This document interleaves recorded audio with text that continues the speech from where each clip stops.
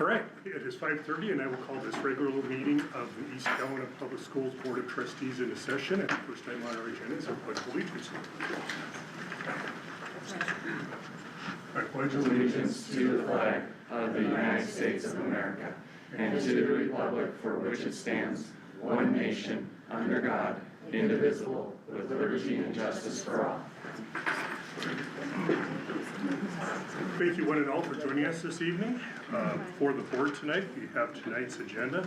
Are there any questions or comments on said agenda from the board? Or something to that? Okay, seeing none, then we'll go to hear public. This opportunity for the public to address the board on non-agenda items. On the back of this evening's agenda are guidelines for addressing the board on such items. And so if anyone chooses to do so, I would invite them to address the board. Okay. Seeing none, then we will now move on to a personnel action. Typically, we do this later on in the meeting, but due to the nature of this particular hire, we needed to make sure that the entire board was here for this. And so, Dan, I'll let you kick it off. Yeah, so this is an annual action. We're hiring our wrestling coach, Tim Baird. Tim has coached for us now. Stacy helped me out 5 years. Head coach, Yeah. 5 years, and then assistant coach since the beginning. Okay. And of course, Tim's wife is on the board. Nepotism rules exist in the state of Montana to prevent underhanded things happening between boards and employees. However, in this case, I believe there's probably been a few days when Stacy wishes her husband wasn't the head wrestling coach because she'd like to see him a little bit more often. But Tim wants to come back for another season, and under state law for nepotism rules, the full board has to be present for the vote, and Stacy has to abstain from the vote, and we have to have an affirmative vote from the remaining 6 trustees who vote. It has to be unanimous, easy for me to say. So with that in mind, our recommendation is to rehire Tim as the wrestling coach, and Sean, you're gonna have to help me out if he's coming back next season in his capacity as the boys coach? Girls coach, okay. I should have put that on the agenda, actually.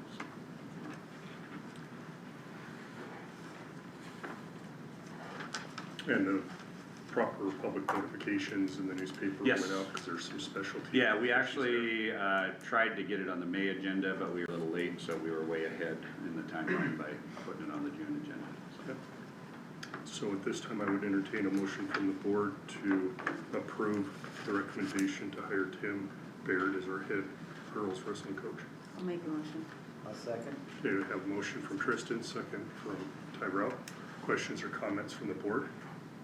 Wait, can you clarify when you said girls coach for, like, what's the status? I guess I've never. So if you remember from last year, we had a lot of discussion about splitting the program, and we decided to keep the program unified for 1 additional year with Tim as the unified head coach. Yep.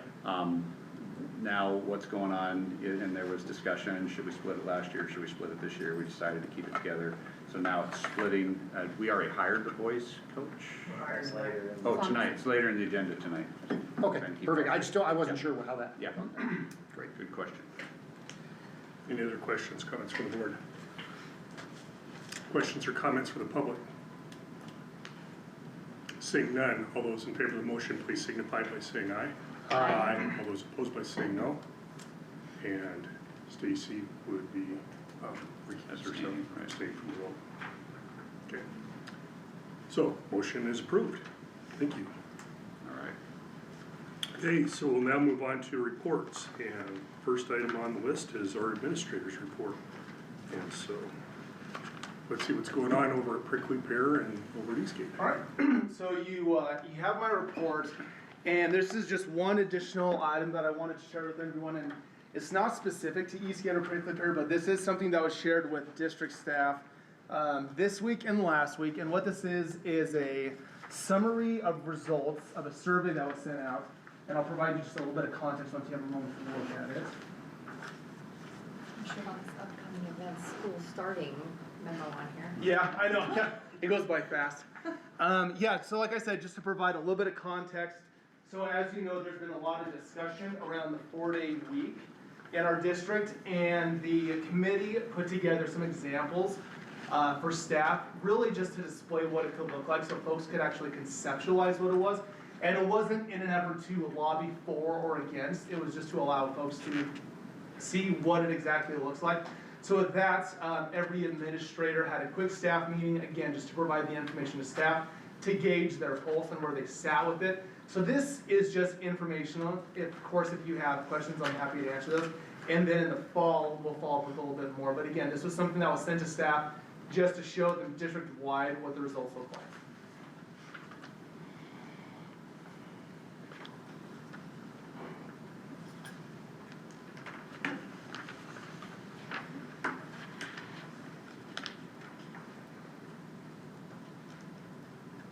So this is the way I understand it, and it's pretty quick coming on this, Brandon, but as I understand this is solely your K through 2. K-12. staff.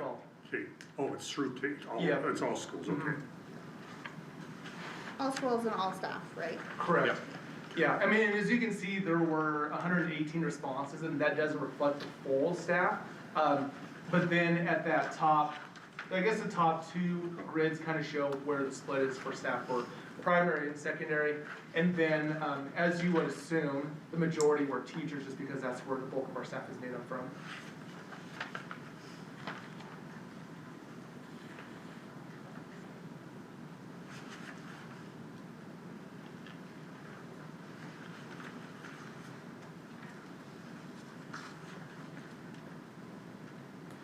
Okay, instead of having the board read through all this at Yeah, this it's point in just kind time, of intended for Yeah. information. we'll keep this under advisement and move forward as we go from there, so, thank you. Does anybody have any questions for Brandon? What we kind of discussed is, the committee was able to get this piece of research done this spring. And then next, probably September, we talked about maybe having a discussion item on the board about these results. This is more of just an opportunity to kind of look them over and digest them, and then in September, October, I think the committee's gonna push hard on a broader community public impressions survey to share that information with the board and probably culminate the whole thing with some type of a recommendation later next fall. It's kind of what we're looking at on that topic, so. Then we do have a calendar committee that has been working on this. And Brandon's on. Brandon's on Yeah. that, but, so we'll wanna keep everybody in that group in the loop as well. Yeah. Okay. The subcommittee is made up of people within the calendar committee. So there's a subcommittee for the 4-day, and we're all correct on the calendar committee as well. So if that helps clarify any of that. Okay. Okay. If there's no other questions or comments, then we can move on to Gus. What's going on over at Radley? Hello, so I got something that I'd like to share with you up on the smart board, but before I do that, I just wanted to talk a little bit about spring assessment data. I think there's been a lot of information that's coming out regarding the MAST, which is our state accountability testing. The Office of Public Instruction has really been trying to provide, I guess, really citing it in to make it a reliable test, because that is our state accountability test as compared to SBAC a few years ago. They're looking to gauge teachers across the state of Montana on a survey to really try and dial it in to make it as reliable as possible, because I think we're still seeing some hiccups with that platform. The reason why I say that is just because I shared and emphasized our iReady diagnostic data in my report from the spring for our students. And the reason why I kind of bring up MAST is because they're still trying to dial those things in, whereas iReady has been around for over a decade, and about 8 million students across the country take this assessment to create those cut scores and provide it as norm reference. So it's a very reliable test. And I really wanted to emphasize how well our students performed in the fall and into the spring, as compared in those graphs at the top. And then our one event that always is met with a lot of anticipation happened today, and it's called Radbration. It's kind of like our field day, but we've actually expanded upon it, where we provide teachers, organize a a station or an activity with a group of students across the entire school. Students sign up for it, and we run it in the afternoon, and it was really fun. And I got a little video of what we participated in this year to kind of end our school year. So it's about 2 minutes long.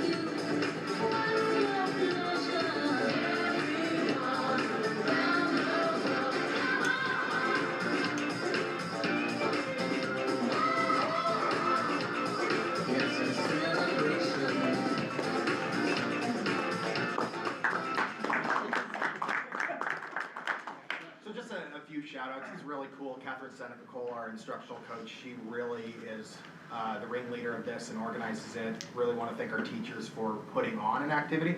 But then the East Helena PTO also provides the monetary, some money to us to purchase supplies for this, and then they also bought every student a snow cone. And then it's kind of turned into a community thing. We had East Helena Fire Department in, East Helena PD, they ran a station. High schoolers came over and did some activities, as well as the EVMS Student Council. So it's kind of, a lot of people came and put on a fun day for our kids. And I'll leave it at that, because Michael's giving me the watch here. He's a chatter. Before we move on, any questions, comments from the board? Yeah, I share appreciation from staff and everybody. That sounds like a good time. That was held, so good job. Okay, now we'll move on to our middle school, and so Lindsay. All right, today, everything else is in the board minutes, but I wanted to tell you about today was our fun day with 8th grade, which the parents did a ton on and bought 1 million gift cards, which if you don't know, a store has a limit on how many gift cards you can buy in a day, so it was a 2-day awesome time for Stacy and I. We spent a lot of time together. We would bring them all up, and then they would decline the whole thing or freeze the whole machine. So we had to do it a couple times, but the kids today, they were telling Miss Jen that this is the best day of school they've ever had. They had like thousands of dollars worth of gift cards that the parents all raised the money for, and we got in the dunk tank. I was good with it, but Kemper worked me up so much because he whined about it all day that I was anxious up there, and it was fine. But we had a good time, and the kids had a good time, and so a huge shout out to the parents, the 8th grade parents, and the community for wrapping around because they had a great time. Do you have a video? I was gonna say, I want a video of I did Kemper not, in the I dunk kind tank. of cheated with my. I do have that video.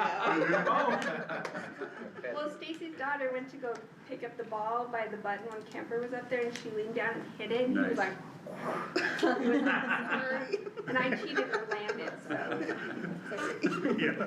I was awesome. So we had a great time. The kids had a good time too. My turn? response. Alright, well, yeah, just kind of building off of that though, I know in a lot of my reports, it's always been that 8th grade crew that's kind of led the way in behavior, but I know also in some previous reports it talked about that's, you know, between 10 and 15% of those students. That really hadn't changed all year, there's a lot of really good kiddos in that group. And it was cool to see today as I was trying to avoid the dunk tank, going around to the different stations and hearing from the parents, just all the compliments on this group. So they really are a good group. I'm excited for them to come up to high school for their next steps. Only other thing I wanted to talk about real quick was June 4th, we did hold our incoming 6th grade parent night. It was kind of pretty informal, just a night to alleviate some of that stress and anxiety about coming up and just allowing us to hit on some of the big questions that come up and just allowing time for parents to ask any other questions that they had. It was very well attended. I don't know exact numbers, but it was very well attended and I think pretty well received, so. Great. Does the board have any questions on our middle school report? I just have a question about vandalism. Like, is it just simple little things? Yes, or is so when I it- put those in, I was like, man, I'm probably gonna get a question on this, but it's, like, one of them I can think of was drawing some inappropriate drawings in chalk on the sidewalk, right? Like, it wasn't, yeah, anything as far as like breaking things goes, but I figured that's the best place for it, so. And I'll mimic from the parents that I dealt with today, just the thankfulness of the appreciation from the 8th graders. And they're really polite and they were thanking the cooks for for cooking and for, yeah. So as much as we hear about this 8th grade group, they are a There's a pretty lot of good good kids group. in that group. Yeah. But what you hear is mostly what they spread too, because they Yes. love to spread that, which is And maybe a little bit too much Right. exaggeration with it. Yeah. Yeah. I heard, they're a good group. I heard about it from a volunteer in anticipation. But there's This is gonna be a tough group. Everyone knows it. 15%, just stay away from that. yeah, just Yeah, just don't lose them, that's what we said, It's true. yeah. Any other questions on our middle school report? Okay, let's head on over to the high school. Paul? Yeah, you got my report. But the only thing probably that you might have noticed that happened in the weekend is the graduation on Friday. And just to let you know, it's a lot of work by a lot of people to put that on. But it was really cool, and I know we had a little get together review today, and we looked at the bad things, the good things, and so yeah, in general I think we were pretty happy with it in terms of how it went. But there's always challenges with it. But yeah, just a lot of people putting a lot of work just to let you know, okay, for that day. Was that the first outside graduation that we finally got, or did we have a second? Okay, I was gonna say there hasn't been very many. Okay. Cool. Couldn't do anything about the wind. Now, wasn't that weird? It like started gusting as soon as the kids started coming across the stage to get their diplomas. I felt so bad for them, because their hats were blowing off. And then it kind of stopped as I soon as it got know, over. it's crazy. It was really weird. Okay, Trish? Just a couple things. First, from the first part of my board report, when we talk about work for the 26-27 school year, the last early release day, we came together as a staff, we broke them into groups and talked about really concerns and what we wanted to work on as goal areas for the next year. And even though we had 7 different groups, there were 3 main things that came out of those groups, and they wrote the goals for the next school year. So they're great goals. They're around attendance, which I think is a concern of every high school across the entire country. And then just students and managing students in the hallways and not in classrooms, and then just working together as a staff and really creating this EHHS vigilante way of the things that we're gonna do as a staff. I mean, we're not an infant high school anymore, so we really need to make sure that everything that we're doing is set in stone. And it came from every single one of the staff members that this is the direction we want to go. The other thing is I gave the full year discipline report, and some of the percentages did go up, just like the number of referrals and ISS and not those numbers. But what I want to point out is that for this entire school year, we had 313 office referrals, okay, for the entire school year. That is only maybe 5 referrals over last year, which is an insane number to me. but the number of vigilante stars that we were able to hand out to students is 583. So we gave out way more positive referrals, positive vigilante stars than we did for office referrals. So even though we had some big things that happened, that number was not that far off from last year's referral numbers. And we're just gonna continue to really reinforce that positive, those positive vigilante stars and really working with our students because it is a very small percentage that are causing the office referrals. There's so many kids that are doing exactly what we want them to do all day, every single day. And we just wanna keep building on that. Thank you. Yeah? Any questions for our high school board? And shout out to the Booster Club for always giving us the funds to fund the vigilante stars. When you hand out 583 prizes, that's a lot. So thank you to the Booster Club for always giving us the funds to do that. Okay. Sean? Thought he was, there he is. I'm back here. Year's over. You have my report. We ended with our first ever state champion in track and field with Thalia Luthard, who took first in the high jump this year, so it's pretty amazing to watch her do that. She's only a freshman, and but overall, I mean, what a great year we've had. Success in all of our programs. I think overall, the numbers are going up. We're heading in the right direction. Okay. Any questions or comments on our athletic program? Thanks, Sean. Eric? Good evening. You have my report. I don't have anything extra really to add to it. We're just really focused on end of year catch up and end of year reporting right now.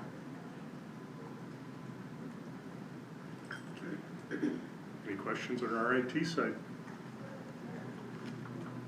Okay, seeing none, then we will now move on to trustees and committee reports of the board. And I don't believe we had any special meetings of the committees themselves. Right, we had a lot of special We had special meetings, but not with the committees, so.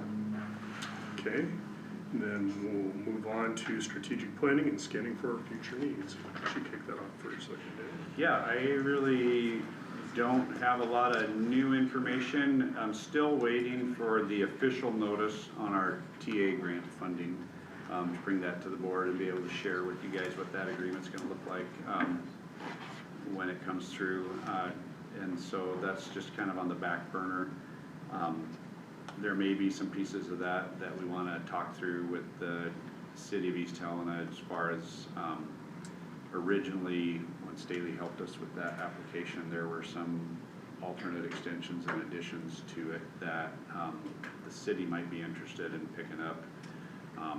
And Kevin Orr told me at the time that they were interested, they just didn't know if they would have budget for it. So when we get to that point, that may be part of the discussion. With TA, you know, we do have a 15% match, and so that'll be just a conversation with the board, and that document's gonna need approval when it comes through, so should be any day now, hopefully. And other than that, I think Tyrell had something he wanted to mention, but that's all I got. I actually got word from Kevin Orr here not that long ago today that East Helena got the grant for Valley Drive, so paperwork's all signed. I don't know where that is as far as design or how far it goes, but the grant is good to go. So it's back on. It's great news. Do those usually have a time frame on them? Like, I mean, do they have time? There's usually not, I haven't seen any paperwork on it or anything. I mean, I literally just texted Kevin a little bit ago because I heard it at a baseball game that they got it and verified that they did. He said they signed paperwork last week, so. As far as I know, the portion from where the county finished to about where the cemetery is has already been designed. I think it goes they did get the grant for the rest of it to go all the way to Main Street or Highway 12, so. But I have not heard anything, NMT officially on any submittals or anything for that intersection, so we'll see. And that includes the federal funding, or do you know that for, I mean? That's the federal. That is the federal funding, Yes, that's the that they federal dropped grant. that funding, okay. It was like 10 million or something like that, which is a fair chunk for a mile and or something. Long gone are the days of a million a mile. Right. it off. If they're 2.5 to 3 now, if you're even out in the middle of nowhere. Okay. So, good news. Hopefully we get a two-way left turn lane in front of all the schools. That'd be awesome. Okay, I have something. go ahead, Martin, please. Yeah, sure. So I've been thinking a lot, and this is, I guess, what I'm gonna ask you all tonight, is to sort of begin thinking about how we could approach this. Obviously, not a discussion or anything else, except this is, I think this is a future need. And what that is like, we just went through a community and student and personnel crisis, and the board was heavily involved, and I feel like there might be some learning opportunities from that. And I want, what I'd like y'all to think about, and I don't know whether this is through a subcommittee or whether it's through an agenda item in the future, but how could we improve upon our performance next time? And specifically, because there will be a next time. I hope with all my heart, there won't be any of the specifics that occurred this time, but there will be an incident of some kind, and whether it's natural disaster, whatever else. And there are two specific things that I thought of that I would like to address. One is that I feel like I, as a member of the board, did maybe a disservice because the way we dealt with it, I mean, my initial impression is that we're asking too much of Scott and Dan to like be the mouthpiece and to try to do all this. Like, it's just too much. I just think they have full-time jobs. Well, used to anyway. So, but it's, what could we do ahead of time to make this an easier lift and how to work with it? And then the second thing is communication. If we could think about whether we may not want to, and that's okay, how to have a communications plan. So we live in a different, diverse media environment, and you cannot get away from it. Every one of us is a mouthpiece for the district one way or another, and I understand there's a lot of legal liability, there's a lot of legal constraints, but I would love to have either a discussion or a communications plan, talking points, or I've been involved like a little bit in, for instance, in Wildland Fire, and like when you go out with the PIOs tell you what to say, everybody's on the same page and everything's the same. And like, I feel like we could have some of that ahead of time. Sure. And it doesn't matter what it is, and that whole like incident command system is you can be used for anything. And so, I don't know, I will totally leave it up to you as to how we move forward with that, whether it's through a subcommittee or whether it's through an agenda item. I don't really wanna, it's not appropriate to have a big discussion, but I just wanna start thinking about that, Sure. how to do it. Nope, great, this is absolutely the time to discuss that, so that's a good suggestion, Mark. And I don't think anybody should have to respond right now, but I mean, like what could we do? Before I move on to my first item, I'll go on to my second item, because it dovetails well into that. As far as our future needs and things that have occurred, I would agree with you that these were some challenges that our school district, both administration, staff, board, and community had to go through. It's not unprecedented for a school district to have to go through something like this. You read the newspapers and across the state, there's school districts that have to address these types of issues. The thing is that we, as an East Helena school district, have not had those experiences. We're still fairly new. And I just want to give a shout out to not only the board, but to the staff, the administration, and especially the community that backed us as we went through this. There were some people that definitely had issues with how we handled it, but the overwhelming response that I was getting outside of the social media pages was that they appreciated the effort we were going through and having to do, and as an all-volunteer board, that they were impressed that we were trying to do the right thing, make the right decisions, and follow the law where we needed to. So I just want to give a shout out to everybody that was involved with that, and especially the staff. These are things that, we are in the business of educating kids, and this distracts from that goal. And so this, hopefully, as we move forward in the future, these distractions will either be minimized, non-existent, or will, like you said, Martin, learn from this experience and be able to move forward. So, then I'm going to flip to the first point I was going to ask. Were you able to reach Debbie, or Deborah, do not call her Debbie. Did you get a hold of Deborah and see about our Strategic plan? strategic plan? I have and not. Okay, we need to get that done. Thanks for the reminder. Yeah, she's not really a Debbie. What's that, sorry? She's not really a Debbie.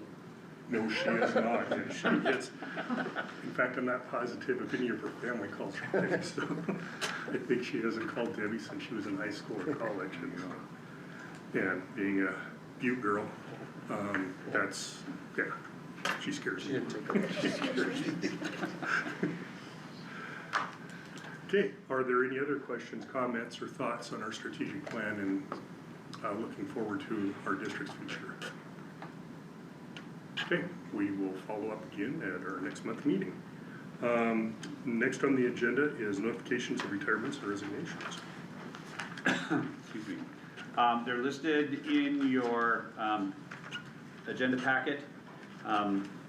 We're having some staff turnover at the end of the year. It's not totally unusual. We did lose a couple of our teaching staff that we were definitely sad to see go and it'd be difficult to replace.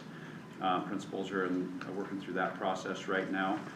We've had some paraprofessional turnover. We do have, we discussed in our admin meeting this morning, quite a few open para positions at EVMS for sure. Radley, Gus, oh, he just stepped in. Do you have para positions open? I do. For next year? Yep. So there's possibilities there. And then the other area that we're really concerned about is we're losing some key staff in our food service. And so I was talking with Michelle about that. We'll be hitting the bricks this summer trying to get staffed up in that area as well, because sometimes those folks are a little harder to find.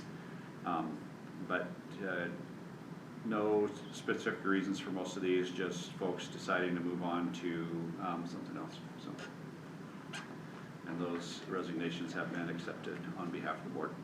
Okay. Any questions or comments for Dan on the notifications, retirements, or resignations? Yeah, you saw that? Yeah. Okay, seeing none, we'll move on now to the consent action items before the board this evening. We have the minutes of our regularly scheduled meeting that was held May 11th, our special meetings that occurred on May 20th, May 27th, May 20, and May 28th, the approval of our current and former warrants, personnel actions, and our surrounding school district enrollment approval. Typically, there is no debate on consent action items. However, if a member of the board wishes to do so, they can request that an item be moved and debated separately. Otherwise, barring that, I would entertain a motion to approve the consent action items as presented. So moved. Have a motion from Tyrell, so I have a second. Second from Tiffany. All those in favor of the motion, please signify by saying aye. Aye. All those opposed by saying no. Motion carries. Then we'll move on to unfinished business. And the first item under unfinished business is our baseball booster fundraiser. Okay, in your packet was a timeline that came from Juliet Hahn sent me. I did bring hard copy printouts of it that I have somewhere.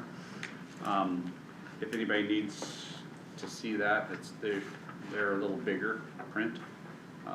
Pass those down if you want. Okay, and so basically, if you look at the timeline, they're looking at about a 2-year project to try and reach the goal. And that was kind of what the board had, I think, asked for in April, was some type of a horizon to look at for this project. The other thing that we discussed back then was an estimate of cost from a maintenance perspective, and that's a little hard to nail down. One of the things I discussed with Steve is we'd probably need to replace or update our big mower sooner if we were to go with a grass field. That's a unit that in today's dollars costs around $35,000 to $36,000. What we would probably do is buy a newer one and then keep the older one as a spare, and have 2 mower operators working in the summer. And so that additional summer help position, I priced it out today and came up with a number of about $19,000 because it's a seasonal seasonal role. We probably want somebody on staff for 4 to 5 months. 19,000 would be the high end of what that would cost us. It's probably gonna be less than that, cause usually our summer help, they don't cost as much for benefits. But it's a little hard to nail that down, because it's not like we're gonna buy a $35,000 mower and say this is only for the baseball field, right? It's gonna benefit all district properties. But those were the two big concerns. The other ongoing cost we would have if we went with a grass field would be, it's just water.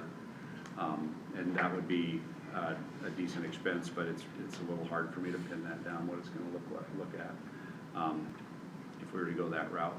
And, so we have some, baseball parents here tonight and our coach, who are here to answer some questions. Juliet couldn't make it, she had a team meeting that she had to be at. But at this point, I think we're kind of at a point where maybe we're ready to make a decision if we wanna. And I can speak for the booster club part of it too, if you needed on that aspect of it, so. Or you guys wanna talk a little bit about it, like what we, and I guess this is what we're talking about, like infrastructure and what's happening to us, like what's our future, right? Right. And going to our public and asking them for money is becoming very difficult, and we understand that, and so we're trying to think outside the box of ways of how we can build the things that we need for our school size and everything that's occurring to, I mean, as you know, we're growing, right? So we have to start, we're already behind the ball, and now what do we need to do? And there's other things that this list goes, but this is our first start of it, because baseball came to Booster Club. And then so on these launches, now the first one at 100,000, and we're gonna talk to it about as a booster club, we've had a casino night for the last 3 years, and we've have like I think it's like $40,000 sitting in a CD account right now. And so when we start this off, we're gonna make a big donation to start it off and kick it off, and that's gonna help us then go to, right, the idea of if getting approval for you is going to Dick Anderson and Mark Runkle and say, hey, we just donated $100,000, will you match us? And we have to do it in pledging, because if we don't get to the $2 million, we gotta be able to say, hey, we didn't take your money, you know, that pledge just didn't go through. So that's our escape plan if that's the case. I know we talked about grass, and this is still, I can't remember what the design was, but I felt like it was turf when we were first looking at it, but dirt inside it, but I could be wrong, I can't, Coach, will you remind me about that? We went full artificial. Full artificial. Initially, yeah. With our initial prices, so that first meeting that we came to you guys and we gave you that was all done by Dick Anderson and another construction company that. And Langlis and Dick Anderson both gave quotes that were between 2.5 and 3 million total. Right.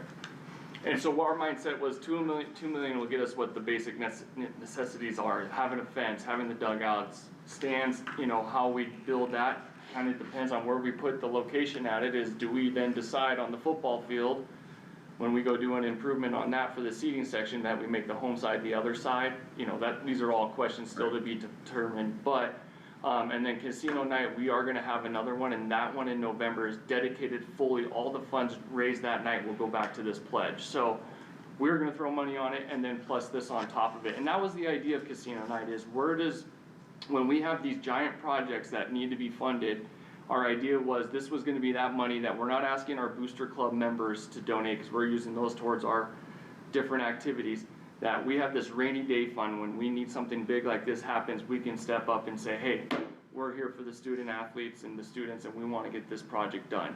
And then it's gonna help us, I think this is gonna open the door and really learn from different errors and everything that we do on how we do our next one. Like, what do we need next? Like, our weight room and our wrestling room need to be done. What's the next thing, you know? Knowing that asking our public is gonna be very difficult to pass a bond, and so this was our idea of it. We do have some people that are kinda in line too. I love it. Helena's asking for 115, no offense, I love to compete against them. We're about to come and say, hey, we have 100,000 right now ready to roll. And lead that charge and get going to that next level. And we need it. These kids are traveling to Ryan Fields across town at 3 o'clock. When you're going across, what's that, Fort Georgians, or what's that school, the Huskies? I mean, the traffic up there is insane, and the liability of our kids driving there is, I mean, it just, having something in our backyard like the high school's purpose was, so these kids don't have to leave our town to go do the things that they need to do. And then the potential of, what's this baseball field create for us for future fundraising? Could we hold baseball games where we charge people? as you see in tennis, when teams can't get to the courts or they're using our tennis courts, I would assume we're getting some money towards that, right? So it would be able to rent that out different ways and find, maybe hold a concert out there and do other things, so. Do you guys wanna talk more about it, Coach Yeah, Kaufman? and really just usability year round. I mean, initially we designed it to go fully artificial, to kind of mirror the softball field, but also when it comes to maintenance and usability, our guys start throwing and hitting in December, and we just get done with our high school season 2 weeks ago, and now we're into our summer season, so this would be a facility that would be used 9-10 months out of the year. If natural, we can always plow it off, because we plow off our natural surface field over at Ryan. But that's also part of it too, is, you know, our coaching staff is made up of 5 professionals in the Helena area that have to take time away from their jobs and then their time to go over and maintain this field. That's not in our town. And we just see the importance of having that community support. You know, when our boys are out practicing, there's a lot of Helena boys standing along the fence line watching our guys practice, but the East Helena kids don't get that opportunity. You know, and just building that hub that we can use year round. You know, we've talked to, like with Juliet, it would give more space for, you know, soccer practices. It could allow like football to practice in the outfield, which would sustain a full-size football field. You know, so you know, we've just been really excited to have maybe an opportunity to have our practices, our team meetings here. Like Ryan said, logistics are tough when our boys are traveling half hour to practice at the busiest time of the day, and then they leave practice at 5, which is the second busiest time of the day. You know, so just having something closer to home, you know, we'd be really excited about. And I think the biggest thing that we need tonight is your guys' approval to start fundraising, is my understanding, right, Dan, on that one, is like, that's what our first meeting was coming, is like, can we start doing these type of private fundraising? So I think the question was that, and is the board willing to place it on district property? Yes, and location. Right. And the biggest one, on like in the back here behind the softball fields, if we do that, we have to fix the javelin. Is it just javelin out that way that we would have? Javelin, discus bowl. Javelin and discus both, but we'd have to kind of pre-plan for that too, and where we would put them in time. And the $2 million funding actually includes that. Yep. We've actually got the money in, as part of the baseball field to replace and move whatever we need to, as long as there's room, which we've looked at behind the grandstands and that kind of thing for that. So we are keeping that in mind. We're Yep. not just saying, who cares about track and field? We're definitely Yep, we had that. counting that in. And I can't remember where we put it, and also it's like, what is a donation? Like, if we went to Helena Fence Co. and we had to pay them, but they also donated material, you know, that is a number that, yes, it might not be 2 million cash, but it adds up to the 2 million, right? And I think we have a lot of those kind of contractors that exist in our community that are willing to, when we subcontract it out, that we pay them for their time, but maybe we can get the, one way or the other, you know, they can do it a write-off too, so. Being a non-profit, using us is a way to I think you can still use it for a tax write-off, so talk to my tax accountant. Did we figure out the logistics of that when we put it out for bid, if that's how that works? We have definitely not crossed that bridge yet. So we don't know. Cause if this is, legally- we've never done anything like this in this district. We don't know if they can legally pay for a field and put it on school property.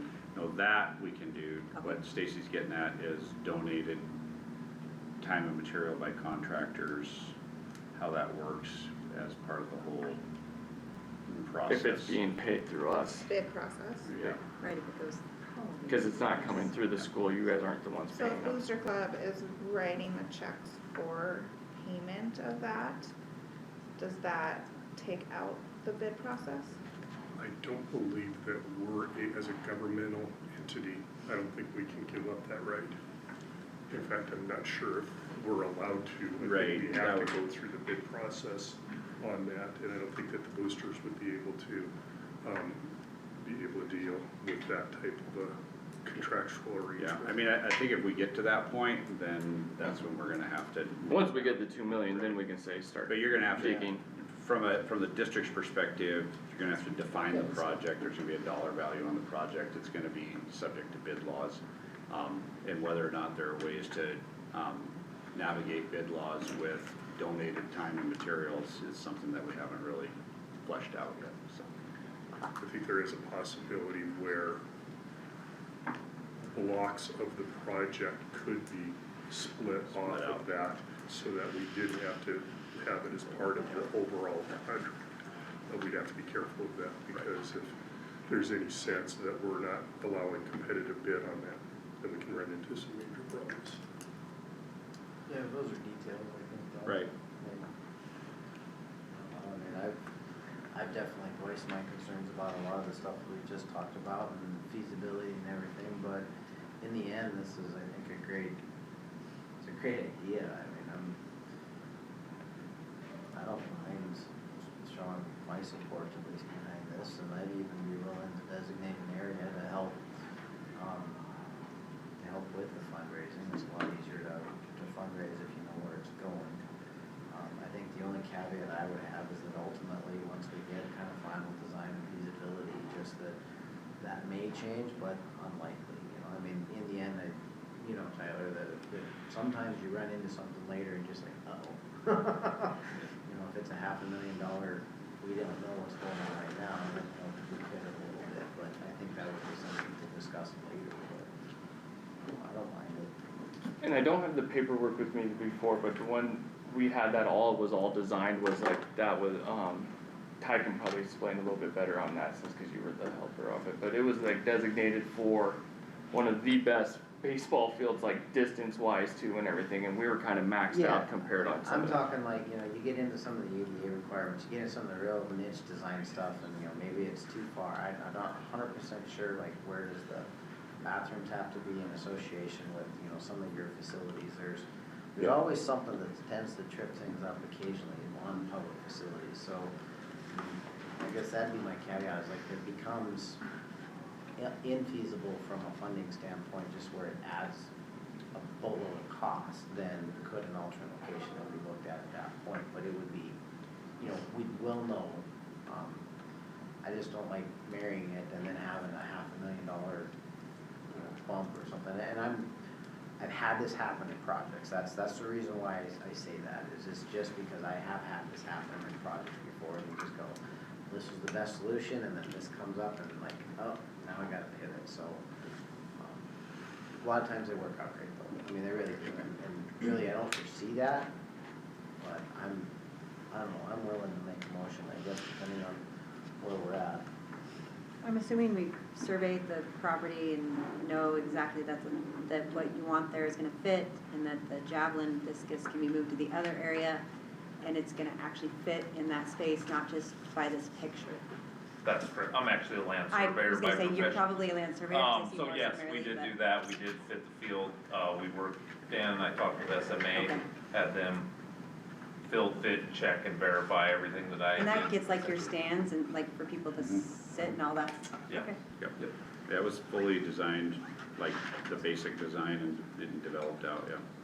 It'll go there. And it'll probably take us a while to get to that final product, right? But as long as we got a playing field for the kids, like a legal playing field, then that solves a lot of our issues, and then we can fix everything else around it, or build it within due time, so. Yeah, the plan we have now has batting cages on both sides, bullpens, grandstands in the back. That's pretty significant. It would be an awesome addition to the community, I think, where you could hold, you know, other events outside of baseball, concerts, those kind of things, but the $2 million that we've got up here and kind of the staged is kind of work towards that, you know, start with getting the field, the playing surface, making it a field that we can hold high school baseball games on, and then eventually keep working towards better grandstands and some of those other things along and beside the field. If you build it, they will come, right? That's right. Give me dreams. Yep. How's the well looking, Sean and Ryan, as you work with community members and fundraise? I know you don't want to tap the booster well too much, and the Stockmans and the Harringtons who are on every billboard in the state. Yep. Are Great. there And there's other 500 nonprofits in Helena too asking people for money, right? Right. And I think it's for us, we had a list of some guys, and I know these guys did as well, of people that we're gonna target and ask right away. I think Mark Runkle is one of them that has kind of been an underplayer, and I actually just saw him today, had lunch and kind of was picking his brain.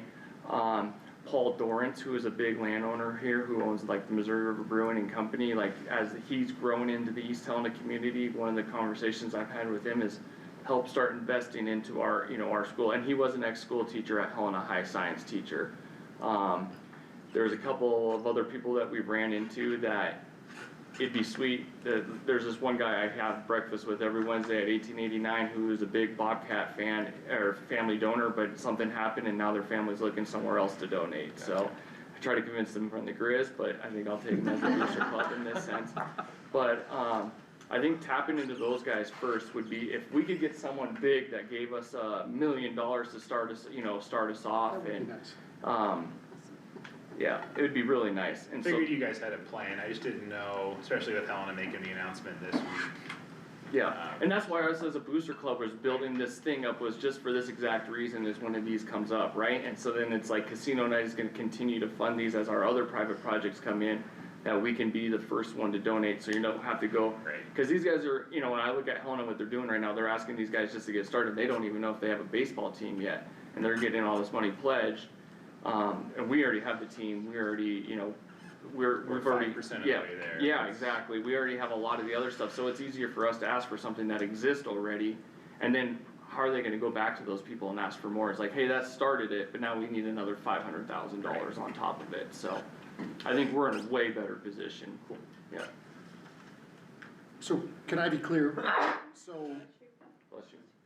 you would like, I'm just sort of thinking about how this would appear in a motion.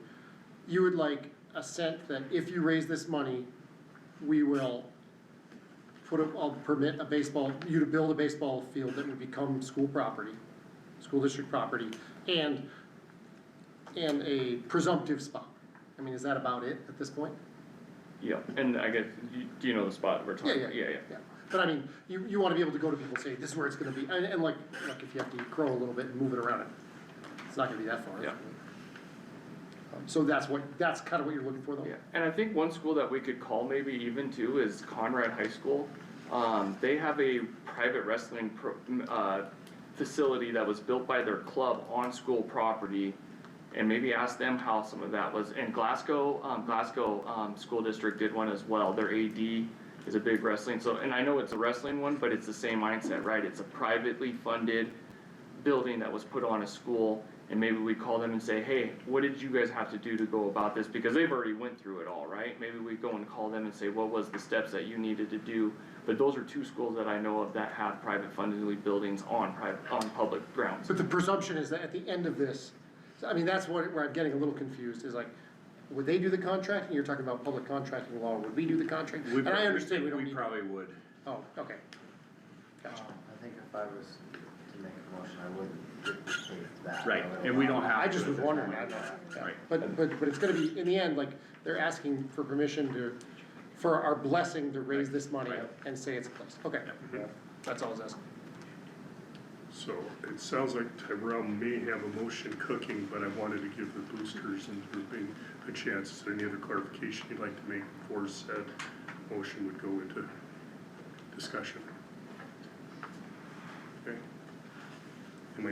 Was I speaking out of turn, Tyrell, or do you have a motion? Well, I have a motion, if you would entertain it. I would entertain, so. Make a motion to support the Booster Club for a baseball field being located at the high school campus pending funding, feasibility, and final design. Okay, we have a motion. Do I have a second? Yes, I'd second it. Second from Martin.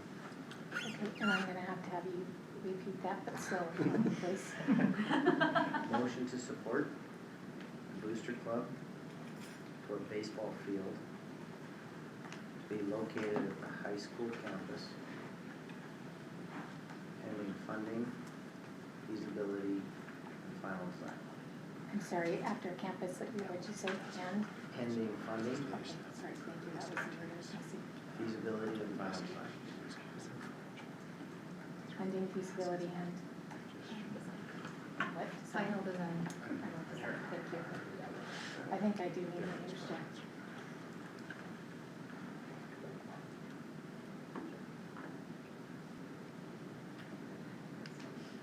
Okay. Yeah. Does that work for the Booster Club? Yep, I think it gets us started, so now we can start asking, so. And then we can get into the minutia later. Yeah. And that's all right, I think if we call Conrad and Glasgow to kind of see how that process went for them, if they had to bid it out or what it went down to, so. Okay, we have a motion and a second. Does the board have any additional questions, comments, concerns? I'll throw it out to the public. Does the public have any questions, comments, or concerns? Seeing none, I'll call the question. All those in favor of the motion, please signify by saying aye. Aye. All those opposed by saying no. Motion carries. Okay, move forward. Good luck. Thank you. It's a healthy effort that you are proposing, but Yeah. very much appreciated. Thank you. Okay, next item on the agenda is consideration of a denial of non-resident applications. Okay, just when you thought you were done hearing about non-resident applications, this is basically closing the loop on a number of these. So what happened in May, in April and May, is we accepted the applications. We had, I believe, 28 that popped up for various reasons, typically related to attendance or discipline, that were recommended for denial. Of those 28, I believe we had, then we gave the parents the option for a hearing with the board. Did we have 4 hearings with the board? Is what I remember. There were a number of families who just said we withdraw our application and have another plan for our child for next year. And there are 8 applications that are left where they didn't request a hearing, they didn't notify us that they were withdrawing, so their applications are still technically active, and the board has really kind of 2 options, I guess, for those. One is to just not do anything with them, or the other one is to go ahead and finalize that process and deny those applications. And so rather than leaving them hang out there in limbo, I talked it over with Scott, and we felt it would be best to bring this back up. So those application numbers are listed in your packet. 4 of them are current students who were hoping to return, and 4 of them were new students from outside the district who were requesting to come in. And we're just recommending that the board make a motion to deny those so that we can finalize that process. And I would entertain such a motion. I'll make a motion to deny the applications 49, 66, 76, 77, 103 Bravo, 176 Bravo, 200, 206. Okay, we have a motion. Do I have a second? I'll second. Second from Tristan. Questions or comments from the board?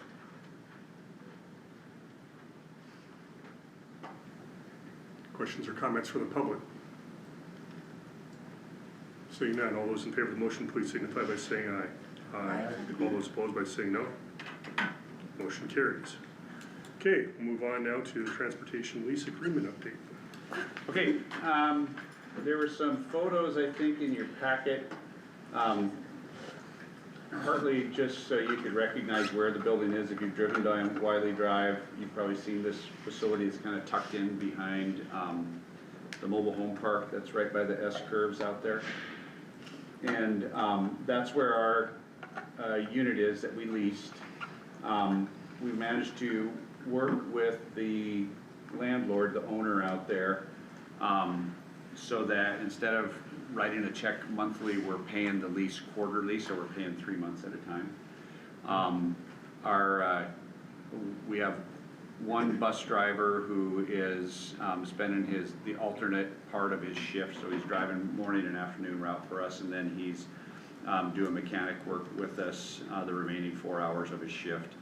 And he and Kirk went and did a basic purchase of essential tools that we need to get started in there, and they've been doing some work in that facility. We also, one of the things we had to do with the landlord was buy a flammable storage cabinet, which we'd be required to have anyway by OSHA, in our shop, and so that we could store gas and oil in there, mostly oil and petroleum products. And And so it's just kind of moving forward. It's been a little bit of a, I wouldn't even say it's been a slow start. There's been quite a few projects that have moved through there so far, so. You've got some repairs done already? Yeah. Sweet. Yeah. Mostly light stuff, but, we're kinda just getting stocked up on stuff too. We went and bought like oil filters and all that kind of stuff, cause we're hoping to have them, I think I told you that, service our district vehicles too, our maintenance vehicles and our, the, rigs that we use to move students around with. Cool. Dan, do you guys have a tracking mechanism that you're utilizing in order to see what our costs are versus potentially what the cost associated with it being shipped out? Yeah, so we're tracking the jobs. And Kirk's maintaining a spreadsheet for each bus or unit that goes through there, so we could go through that and give you an analysis after probably 6 months, definitely after a year, to kind of gauge how it's going. I think that'd be helpful, Yeah. just to see whether or not this is, I mean, we're making Panning out. assumptions that it might be Right. cost effective, and we might come to find out that we're paying twice as much as what we need to, so. Right, will we be able to save on a starter motor next time? Right, Tyrell's asking me about that too. Okay, any other questions on our transportation lease agreement? Seeing none, then we'll move on to new business, and the first item under new business is our 21st Century After School Program report. All right, so Carly Olson is a teacher at Radley School. She has a full-time job, and then she took on the lead position with our after-school program, our 21st Century Tiger After-School Program, which means she now has basically 2 full-time jobs. And part of her obligation in her role and her grant with the state is to do an annual report with the board, and we typically do that in the June meeting. So Carly's here tonight, and she's got some slides for us. All right, yes. I'll pull them up. So yeah, just to recap, and there are some new faces, so, and they do encourage us to read it. So the mission, the second slide there, is the mission statement. So I'll just read it for those maybe in the back who can't. The Tiger After School Program provides out-of-school time opportunities for youth in East Helena Public Schools for kindergarten to 8th grade. The Tiger program provides a safe, engaging, and nurturing environment for the children of our district. Our mission emphasizes creating an atmosphere that balances student learning, enrichment, physical activity, and free time in a stimulating and enjoyable setting. The Tiger program provides parents with safe, convenient, reliable, out-of-school time to care for their children. Enrollment is open to all youth at the following schools: Eastgate Elementary, Prickly Pear Elementary, Bradley Elementary, and East Valley Middle School. That's just a mission kind of overview of what it is. It's a 5-year grant. We're finishing our 3rd year, going into our 4th year, and it's a $93,000 grant. I think it's the next slide that shows it used to, on years 4 and 5, go down, but that was changed last year. So we were lucky now that going into our 4th and 5th year, we were maintaining our $93,000. So that was a huge win. So there's then just kind of a little update. We did increase enrollment a little bit this year. It's hard as far as trying to keep the numbers where the staff, again, they're teaching all day and having to come after school as well for a few more hours. So keeping our numbers so that that's not too overwhelming. But we did go up in our Eastgate, which is our K through 2, added 5 or 6 more there. And then Radley went up from lower 20s to up to 30. That is our 3rd through 8th grade. We don't have any 7th or 8th graders. We did have a few 6th graders, but it is open through 8th grade. Usually by 6th, 7th, they start to get other things. But the next one kind of shows that daily schedule. All of these are required components of the grant. How we, different programs around the state may incorporate differently. This is what we've done. It works really well. They come in at 3:30. We are thankful for the school because they provide a para from 3:15 to 3:30. And then the para brings them, so that allows the staff to finish up and meet them. But we do a welcome circle, which again is a chance for us to see what kids might need help and a little bit of cool down after the day. They greet each other and we give them choice in the question to kind of greet each other. From that, homework and tutoring time happens. If they have stuff, I have contacted teachers. I try to communicate to know, hey, if there's stuff they need, we can do it here. We can help them, we can assist them. If not, we have grade level work they can work on for a few minutes. High school students, and we've got 3 or 4 there time working to circulate help. Also having a snack, which we get through our school. It's paid for through an OPI grant. The free and reduced are reimbursed to us. And then we're able, because normally you can't use money for this grant, but we can through that program. So whatever's left, we do pay out of our grant for that. So they have a snack time. And there's physical activity. This winter wasn't too cold, so we could go outside. The gym is open too, so they're great about letting us go up there as well to get that physical activity for a few minutes. And then there's a teacher who does some type of enrichment lesson. We track those, we try to do STEM, SEL, health, social studies, writing, art, a lot of seasonal stuff. So it's a lot of fun. Teachers prepare that and teach and do that. We say we end at 5 because we try to be wrapped up by 5, and then they have reading time from 5 to 5:30. Parents have till 5:30 to pick up. We try to be wrapping up around the early 5. So that's kind of our normal. It can be sometimes, I know Eastgate does a little different. They let the kids go out first because they're kindergarten, a lot of them, and so they switch that around. That's completely fine. Doesn't matter the order as long as those components are all in there within the day. So we track those. Family engagements are also a requirement of the grant. We have to have at least 2. We usually try to have one in November before Crazy of Christmas and April before the Crazy of May. So you can see this year in November, we actually had a bingo night. And it was the first time, you can see our picture there it's kind of small there, but it's us loading the Eastgate kids onto the Vigilante van and driving them over to Radley. We got all of them together in one place, which was fun for the families to have all the parents, because many parents have kids in both locations.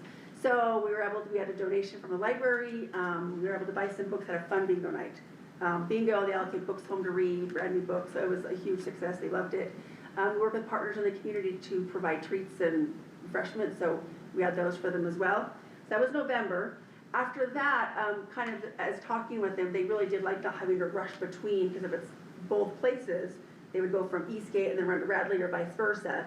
So we thought, well, we did a poll, they said, let's try it separately. So we did Eastgate one night, and then Radley the next night, so parents could not have to try to get to both in one night. So that was what we did in April and April 31st and May 1st, so it was right then. Math games, a lot of fun math games we do, a lot of things that include, dice and things you might not have at home. So we made laminated and bought them dice, they could then learn them and take them home. Families had so much fun playing with them. We made dirt cups for refreshment. So we made sure they have books and then some math games this year to take home and have available.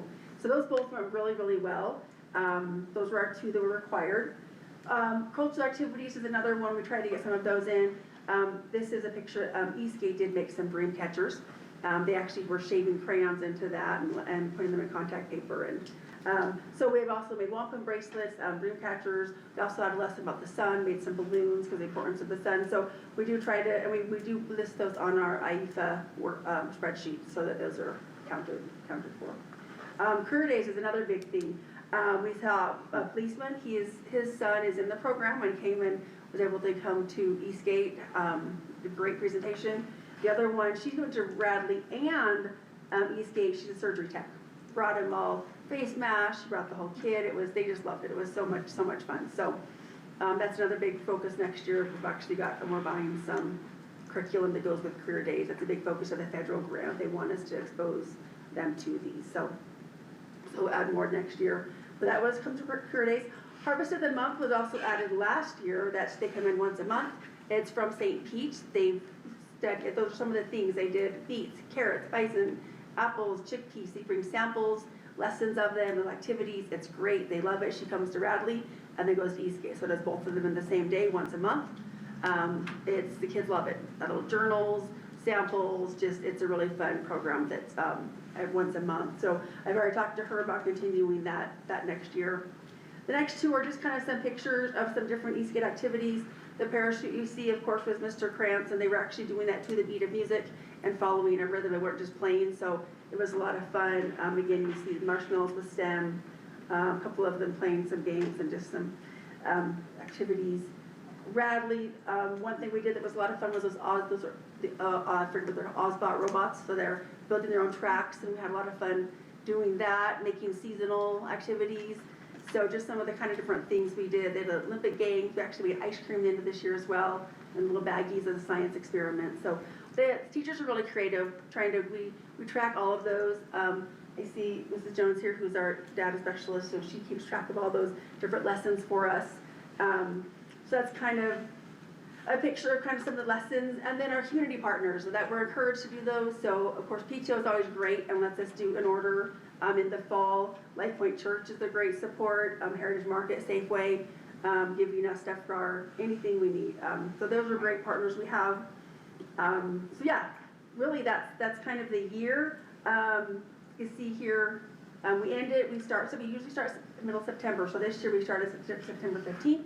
And we ended May 29th. We always end that last Friday of May, to give teachers a chance to kind of a little more breathing room to close out their year. Feedback from parents, teachers has been positive, leading us to call this year a success. Next year again, continuing to create strong community partnerships, increased coordination with the school and teachers, which is always a goal. And then the application started June 1st, so they're filling up for next year, and that's the process of this summer. They know about the 1st of September to be able to plan for that. So that's open and available right now. So kind of an overview. Awesome. Any questions for Carly about the after school? Do you still have a waiting list? Yeah, we've gotten through a lot of it. As kids fall out, sometimes the parents' schedules changes. They are able to get them. We've added more. We'll add somebody during that year. A lot of them later, they're like, well, we figured something else out, but they have to, right? So usually by the end, the waiting list is pretty much gone, but either be able to get them in, or they've just found something At else. the beginning of the year, what's your wait, like, roughly how many? We usually, if we take like, what, 50-ish, 55, 60, we usually have another 30 or 40 that could be waiting. Yeah, and part of it's staffing. Staffing's hard to get enough people to do it, but yeah, we do try to get them, and as they drop out, we add them right away, so.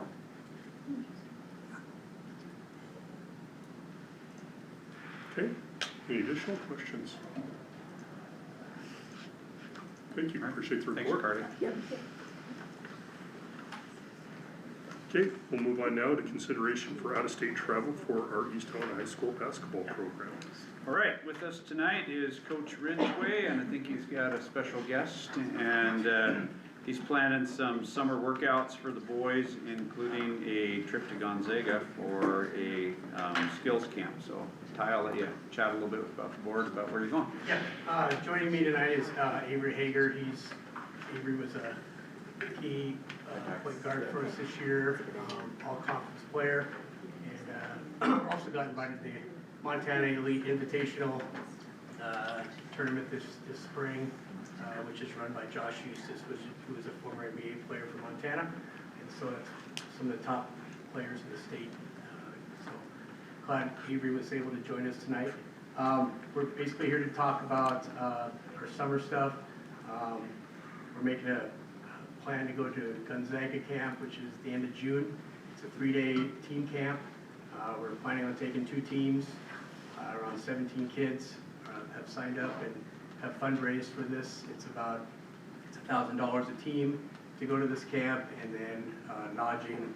We have a hotel, or the hotel for that too, which is right off of campus, which is walking distance, which we've done. 2 years ago, we attended this Gonzaga team camp. Carly's son Slade was a part of that also, and I know he really enjoyed that camp. But no, we were just, the big thing is we're wanted to take the transit, and then my assistant coach Sean Thatcher would take any other kids that would not be able to get into have room for the transit, and but our summer's been busy so far. We've been at the Montana Tech team camp. We were involved in the big tournament here this weekend, which was 60-some teams, most of them AA schools. Our varsity team went 5-0. We beat 5 AA schools over the weekend, which was the first time we've ever done that. We usually beat a couple of them, but not go undefeated. So that was pretty cool to beat some top-ranked AA schools. We have our team camp here at the high school this weekend. We're going to Frenchtown for a team tournament there, and then we have the Gonzaga team camp. So the kids will be playing around 20 games just in the month of June. So awesome. We'd love the permission to go out of state and for these young men to travel and go to such a high-quality university and, you know, some of the Gonzaga players are there and get to hang out with the kids and get to play on the main floor and get to go to some of the clinics that they run, and so it's a great team bonding experience for us. Like I said, we did it 2 years ago and the kids still talk about it. And so, Avery, did you wanna Yeah, I mean, say anything? it's probably like the thing that everyone looks forward to at the end of the summer is going to that camp, just because it's so fun to play, but also spend time with the teammates and have it built a family, so. Okay, so as a state law requirement, we are required to approve all out-of-state travels, so I would entertain a motion to approve the out-of-state travel for the boys, East Helen High School boys basketball team to Washington. I'll make the motion. Okay, have a motion from Stacy and a second from Krista. Questions or comments from the board? Questions or comments from Lindsay? I was gonna dance for you, but now that you called me out, I can't. I get stage fright. Questions or comments from the public? Seeing none, all those in favor of the motion, please signify by saying aye. Aye. All those opposed by saying no. Motion carries. All right. Okay, Have a safe trip, you guys. Thank you for Enjoy. having us. Thank you. okay, we'll now move on to information on our summer school program. All right, we run summer school for students in grades kindergarten through 11. And Gus has, traditionally, for the last several summers, he's done our elementary program. And and that's really changed now with the early lit and what's the word? Jumpstart. Yeah, Jumpstart program. And there's some additional requirements and actually some state funding that helps to support it. And so I'm gonna let Gus talk a little bit about his program, and then Lindsay shared some information with me that I can share with you guys about the 6th through 11th grade program. Go ahead. Yeah, so we're kind of lucky here in East Helena that we've just had a strong foundation of this program going, gosh, it's gotta be about 20 years now, Dan, I think, when it first got off the ground. But we've expanded upon it every single year. And so currently we have 90 students who qualify for Jumpstart in the K2 ages through House Bill 352, and we've enrolled 140 total students K5. So pretty large. I taught summer school when I got hired into the school district, and we had about 80 kids when I was teaching, and now it's 140. So it's significantly larger, which is a great opportunity. And we had middle schoolers as part of that count of 82, so Yep, exactly. It's grown a lot. It has. So with those 140 students, we've hired 8 teachers, 8 full-time teachers. Some teachers partner up with a teaching partner to split the role. But we have 8 full-time teachers, 4 paraprofessionals, and a couple bus routes. A couple bus drivers are helping us out to support transportation needs within some of those students. So our schedule remained fairly similar to what we've traditionally had in the past. In the mornings, we try to focus on math and literacy, while in the afternoons we explore STEM, arts, project-based learning, and some writing. We've started to incorporate the last 3 years some engineering competitions that are held in the cafeteria on Tuesday afternoon. So teaching partners come up with a project and give them a little bit of a competition. They group up some student partners, and then, for example, they design boats that can hold the most amount of weight when they test them out. And that is held every Tuesday afternoon. We will continue to partner with East Helena Pool to provide swim lessons on Friday afternoons, as well as trying to organize and solidify some field trips, which we will hold on Thursdays. We noticed that 3-5 age range can handle a longer bus ride, so we try to incorporate some field trips out of the Great Falls area, the Bozeman area, Three Forks, but our K2 kids try to stay as local as possible. So we haven't finalized all of those for Thursdays, but we're in the works right now. So I was the administrator that tried to help out organizing all of this, and then I'm going to hand the keys over to Mr. Kranz, who will be leading the day-to-day operations, once we start on June 15th, and we'll wrap up on July 24th. So it's about a 6-week program. Yeah, any questions for me? Any questions for the Sunday school program? No, thanks for doing that, getting it going.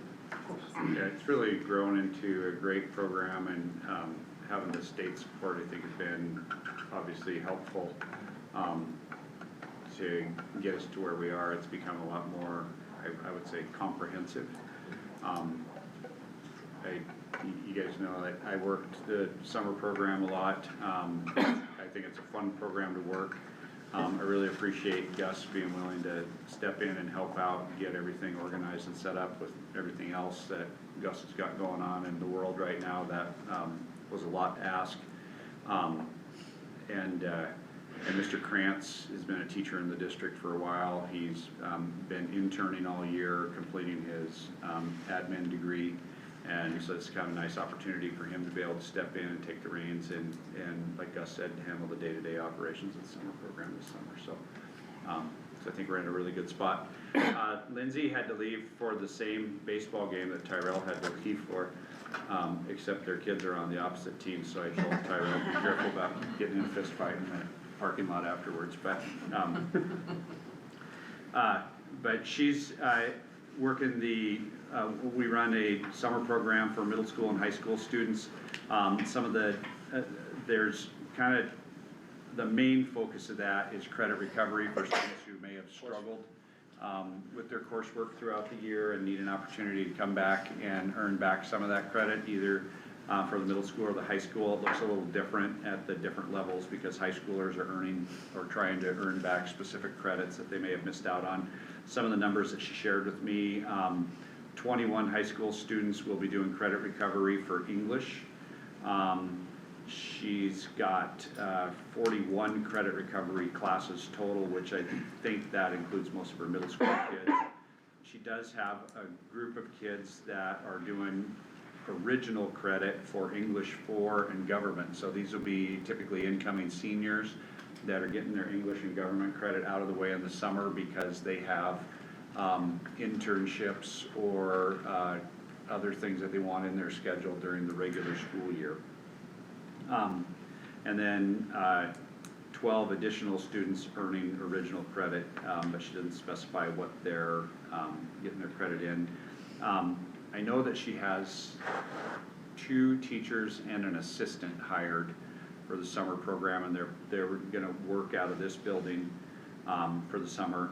And she said they may have to use Montana Digital Academy for some coursework, but most of it will be taught by our own staff in that program. So as you can see, that 6th through 11th grade or 12th grade program serves a little bit of a different purpose, and it's kind of on both ends of the spectrum. We've got kids who struggle with school, who are just trying to stay caught up so they can graduate on time.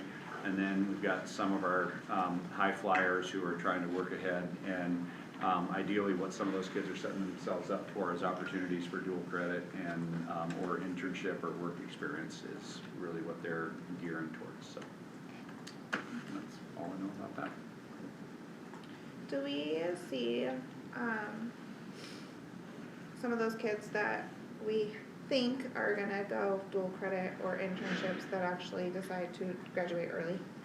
Some, I don't know if you guys wanna touch on that or? Not usually, because if they decide to graduate early, they can't enroll and have us kind of cover the costs for their dual credit. So a lot of it is they'll stay students, but they'll do more college prep courses and do more campus work on like Helen College campus.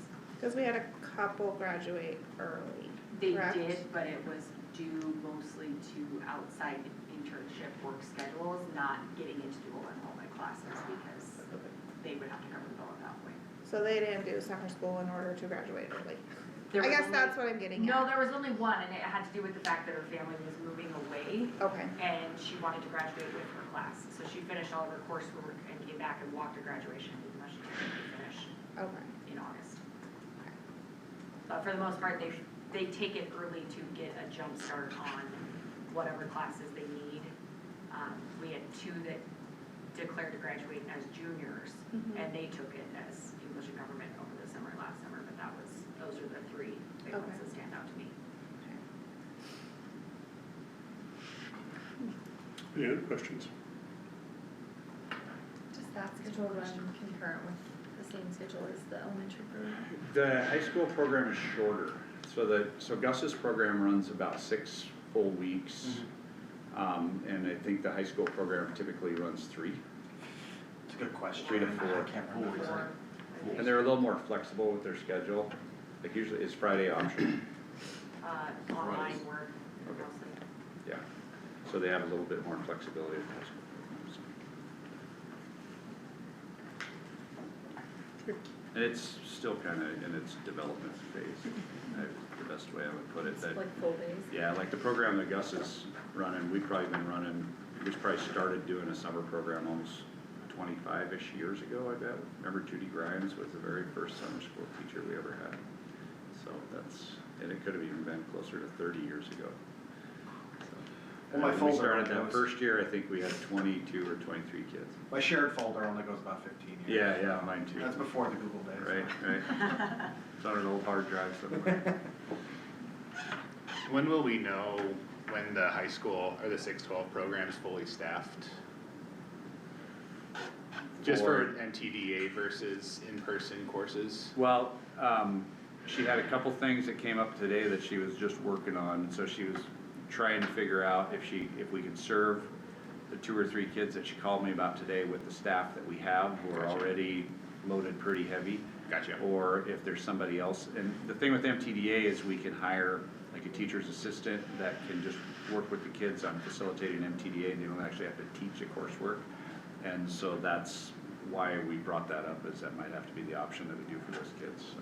Gotcha. I mean, I feel like MTDA is a more rigorous summer school option than It's pretty most heavy. schools offer, so. Yeah, it is I just pretty think heavy. 4 weeks trying to crank through a credit's worth of subject matter. Yeah, and so that may have to be flexible as well too, that's a really good point. She was still working that out and that was like a phone call at 2 o'clock this afternoon. I've been there trying to build courses the day before summer school starts, so I just didn't know where we were at. Okay, anything else? Right, we'll move on then to consideration of our 2026-2027 school year bus routes. Okay, there's no major news in the bus routes. In other words, we've run 10 routes now for several years. Kirk's got 10 routes that he submitted. He didn't make any major adjustments to them other than adding and dropping some addresses and slightly adjusting some pickup times. So anything that's highlighted in yellow is a proposed change. And then these need approval at the board level before they go to the county transportation committee later this month. And those 2 approvals is what helps to determine our reimbursement eligibility with the state. And then the last piece of this, I believe at the end, there's 4, 5, 6, is he's got a proposal for and this doesn't require county approval because we just run it locally, for the shuttle bus. So the shuttle bus is something we talked about in October, and the board approved us trying to get that going, and then the staff member that Nick thought he had that was gonna drive the shuttle bus ended up not sticking around. And so then it was a struggle to get it staffed all year. So Kirk's effort is to have a driver on board to start the shuttle at the start of the school year. We're trying to formalize that whole process where kids will be assigned to a bus and have to register to ride the shuttle bus, so it's not just a step on, step off type of program. And so he's working pretty hard on that as well, trying to get that going. And the whole point of the shuttle bus, if you remember from that discussion, is to try to cut down on traffic around town and cut down on cars and the parent pickup and drop off. If kids can jump on the bus, then their parents don't have to go to 3 or 4 different school sites each morning and afternoon. So we're hoping that can really kind of gain some momentum next year. So at this point in time, I would entertain a motion from the board to approve the proposed school bus routes. I just have a question. Go ahead. Can I ask a question first? I don't know if I know the answer. I know, but I've, like, some of these routes crack me up because, like, bus 3 goes, is it bus 3?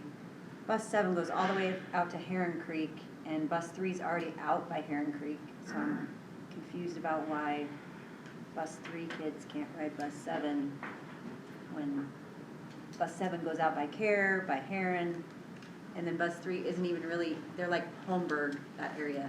So I think. So like, they're running around these long distances, it's kind of, I can't say for sure. I think some of it is the dirt in between Kier Lane and Ames Lane to get out to Okay. Heron. So typically our buses, we don't run on gravel roads if we can avoid it.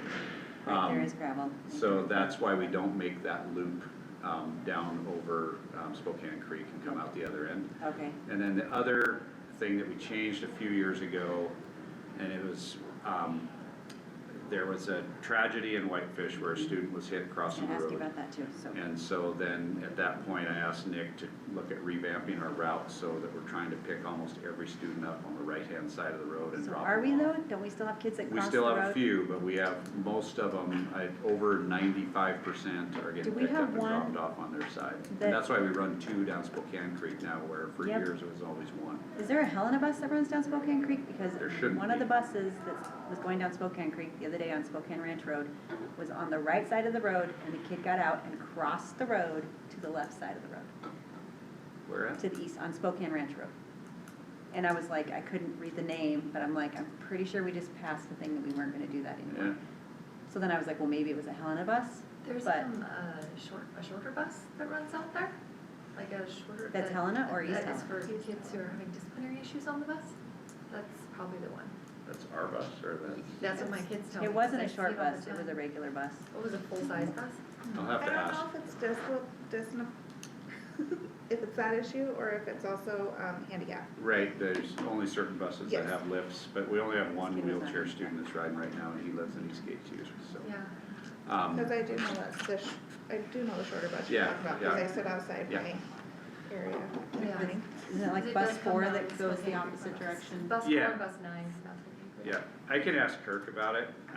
Typically, so there may be times when Helena runs a bus into our district, and it's usually if they've got a homeless student would be a reason, or there may be like a special needs student who's on a non-resident agreement in their district. Okay. But they're supposed to call first and notify us that, or basically ask permission. Well, I was just surprised because the kid crossed the road and that Yeah. road is horrible. Yeah, So I was like, yeah, that's and a that's kind horrible of a place, tough and spot, that's in right? a Because- down in a right, little that's what I was, ditch, that's and what so I I was was thinking like, too.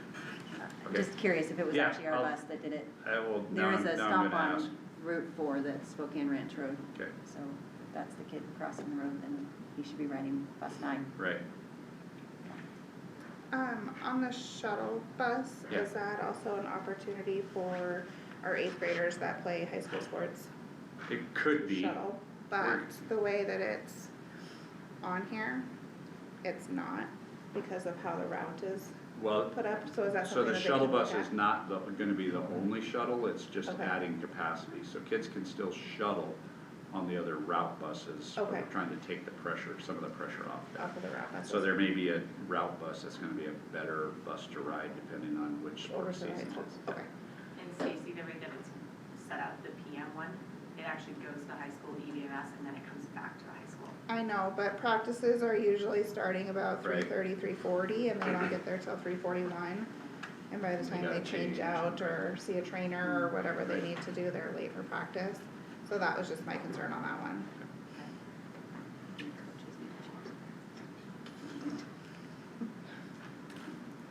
Right. Okay, Have all kids sitting here. so I still need a motion for approval of the bus route. I'll make that motion. Okay, I have a motion from Tiffany, I'll second. okay, and second from Stacy. Questions or comments from the board? Questions or comments from the public? Seeing none, all those in favor of the motion, please signify by saying aye. Aye. All those opposed by saying no. Motion carries. Okay, item number 5 is setting of fees for the 2026-2027 school year. Okay, so there's a fee schedule and the supporting docs, we got a chance to look at it. There weren't a lot of changes proposed, just a couple specific areas. We're proposing to increase sub pay by $5 a day next year, to try and stay competitive. These music program rental fees, are showing up new in this list this year, but they've been around for a while. Our band programs have rented instruments to students. And what we're doing is we're trying to redirect how we collect those fees and handle them so that they go into a fund for instrument repair and replacement, which wasn't being done in the past. And so then when the instruments were worn out, then the band teachers were left in a position to try and fundraise $20,000 to buy new instruments. So we're trying to make that more self-sustaining. And then some of the other adjustments in here are just related to bargaining. So all those rates of pay for the classified subs, that's the starting rate of pay for those different positions. And it adjusts by 15 cents this year, so that's those adjustments. And I am proposing that we make an adjustment to the teacher hourly compensation rate. This is when teachers come in on their own time for a training day. We pay them an hourly rate, and we haven't adjusted that in a while, so I'm proposing that we raise that to $24 an hour. And I think that's it. There's nothing else proposed for changes. Was there any questions about that? Yeah, I have a question about it. A lot of them make sense to me in terms of, obviously, you're reimbursing for materials and courses and that kind of thing. What's the idea behind facility fees? Like, are they designed to make money, or are they designed to mitigate wear and tear, or what? So for building rentals? Yeah, like, or. So it's a little bit of a philosophical discussion. Yeah. So the way we've kind of approached it is, the buildings were bought and paid for by the taxpayers of East Helena. And we use them heavy for 9 months a year and 7 hours a day, or 8 hours a day-ish for school.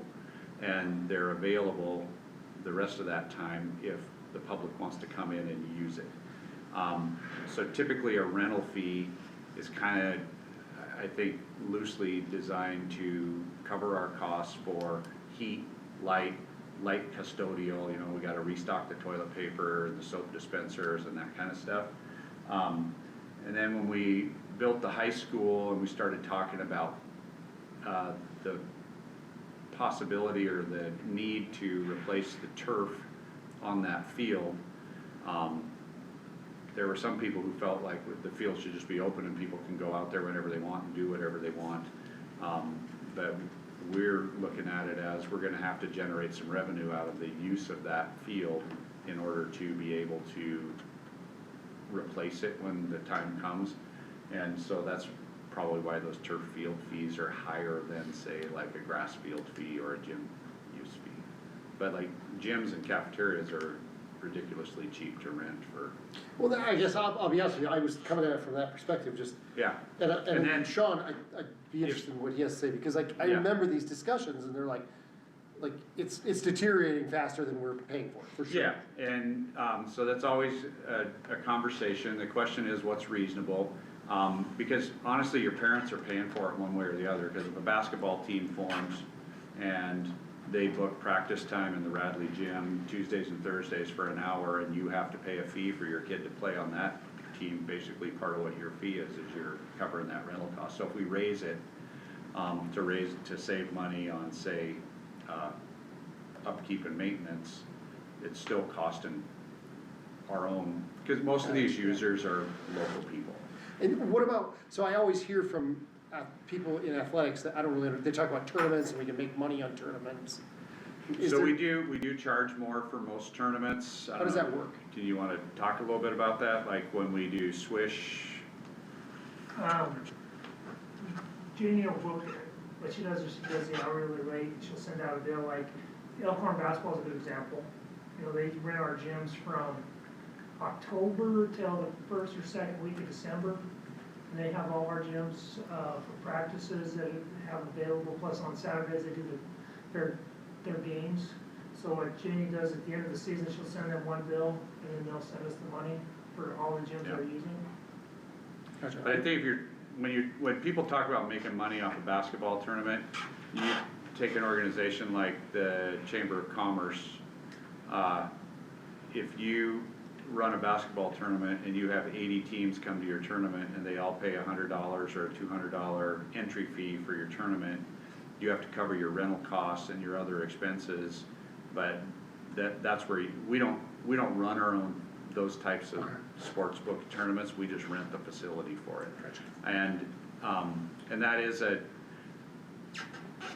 point of discussion is, so when somebody is, say, charging admission for something or an entry fee, should we be charging them a higher fee to use our facilities? And one of the things, and we've talked about that before, and then a lot of times the chamber will come back, especially on the Swish tournament, and they'll be like, well, Helena donates all their gyms to the Swish tournament because of all the business it brings into town for all the business owners, and the business owners are the ones that sponsor all of our sports and activities. So it's kind of this cannibalistic economy where, you know, we could charge more, but then we hear about it on the other end from somebody else, I guess is the best way to put it, so. These are reasonable. You think Yeah, these are reasonable? I think they're super reasonable. Because they certainly seem low, you know, when you look at Right, them. Wow. right, when you look at But the all those facilities reasons you're are- getting for what you're paying, right? Do you have a, different fee for people who aren't East Helena residents who paid into? So the numbers you're looking at are the rack rate, and then if you have 25% of your people Families. involved or students of East Helena, then you get a half rate price. So these fees are more just for general than Right. if you're actually East Right. Helena. And do you have any feel for how many people get the discount? Because I'm guessing it's most. Most, yeah. You know, Like most- Elkhorn Basketball League, aren't most of their kids East Helena kids? Majority, yeah.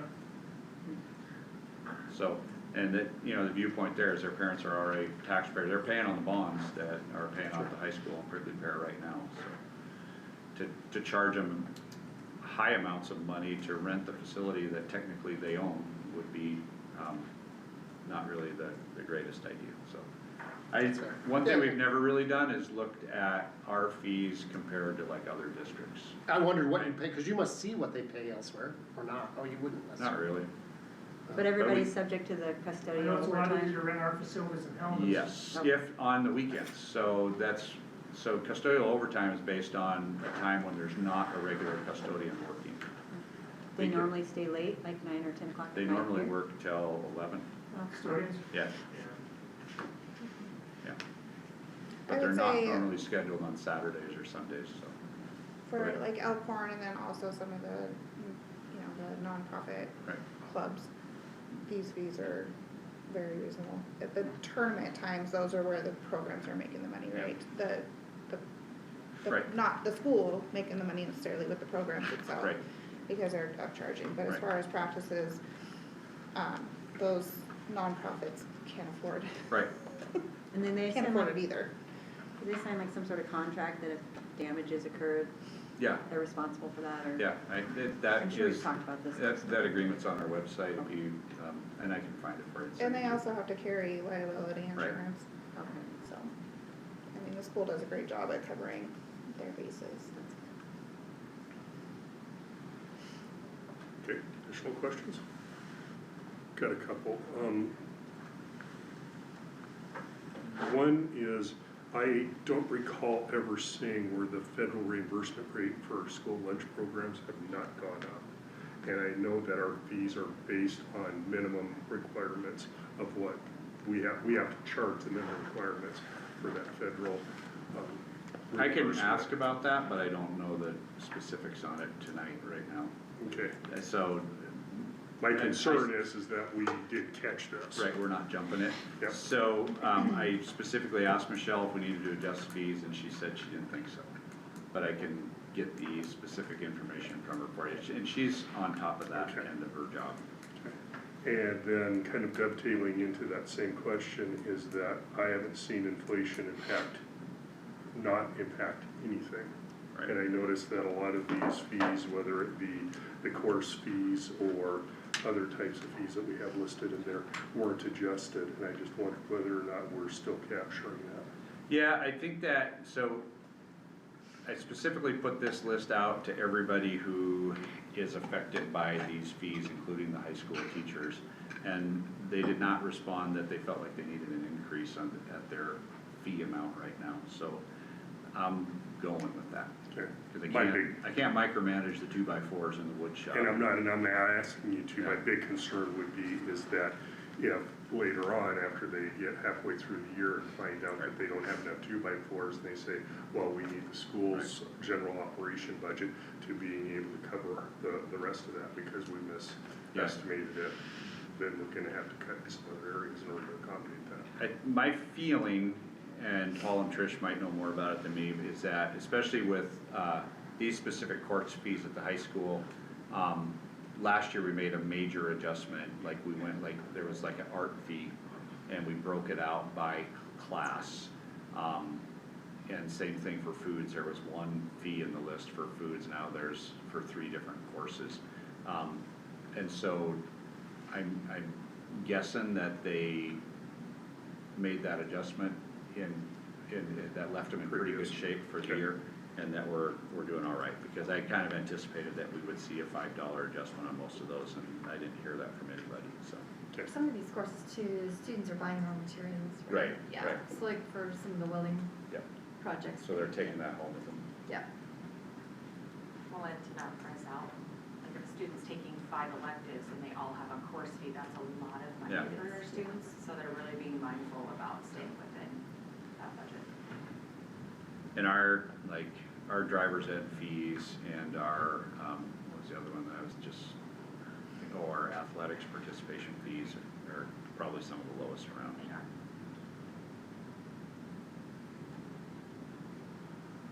Okay, any other questions, comments, concerns? If not, I would entertain a motion to approve the fee schedule as presented for the 26-27 school year. I'll make a motion. Motion from Tiffany, do I have a second? Seconded. Second from Brandon. Additional questions or comments from the board? Questions or comments from the public? All those in favor of the motion, please signify by saying aye. Aye. All those opposed by saying no. Motion carries. Okay. Yep. Next on the agenda is consideration of a debit card agreement Okay. with Independence Bank. So representatives from Independence Bank came to visit Jane and I a couple months ago. Maybe it was 4 or 5 months ago. Independence Bank is Montana-based. They originate up on the High Line, I think Havre is their home base. They've got banks throughout rural Montana, and they're building a new branch right next to Costco there at the corner where you turn to go to the airport. That's what those big iron posts in the ground are. It's going to be a new bank. So they have a program that they've been using for a long time in the communities that they're already in. And what it is they want to do a branded debit card with our logo on it, like the one we approved for Valley Bank, but Independence approaches it a little bit differently. If we partner with them on this debit card agreement, they commit to a 5-cent swipe fee that comes back to us. And so and if you read through the agreement, it guarantees us a minimum of $400 a year and a maximum of $10,000 per year off this. So that's the range that the 5-cent swipe fee is supposed to put us in. I'm sure in the first couple of years, maybe we won't even hit 400, but they guarantee that they'll write us a check for $400. And they did tell us that they had a couple schools in the last couple of years up on the High Line hit the $10,000 limit. So it's a good opportunity for us where we don't really have to do anything and have a partnership with these guys, and it brings in some additional funding for the school district. So Jane's buying gasoline 1 gallon at a time and getting a 5-cent swipe. I was just trying to figure out, I was like, that's 2 million swipes, isn't it? That's a lot, yeah. Malta has done really well with that, and receiving the money. I mean, they're $5,000 to $6,000 to $7,000 a year, and it's just Free nothing. money. Yeah. So, I was sure overjoyed to see that they were building another bank in town. I know, right? At least it wasn't a used car lot. Is So there, basically, we started letting them use our logo, Yeah. and they're giving us money. Yeah. is there any type of earmark for the residuals of this? There hasn't been, no. I think Jane and I talked about putting it into the superintendent and business manager special account.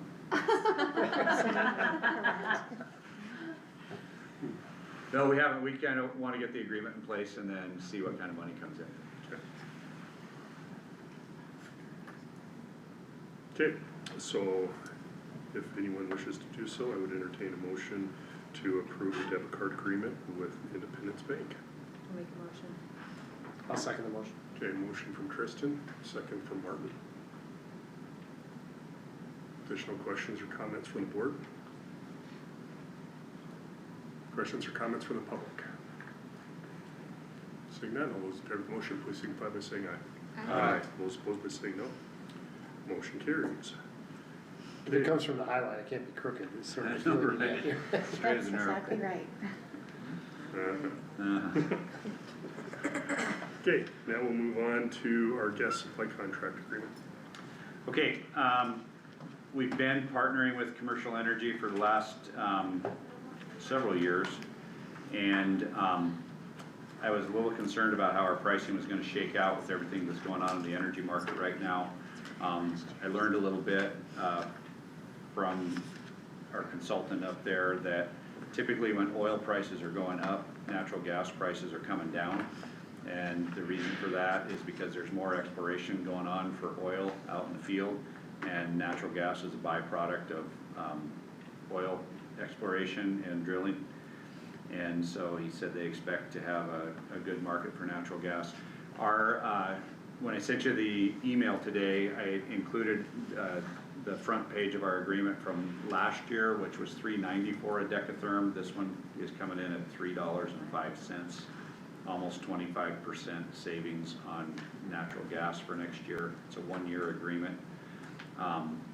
We had asked them last year about the possibility of getting on the state contract, which last year would have been 10 cents cheaper. The state contract is $3.84 a decatherm, but it's a 2-year agreement.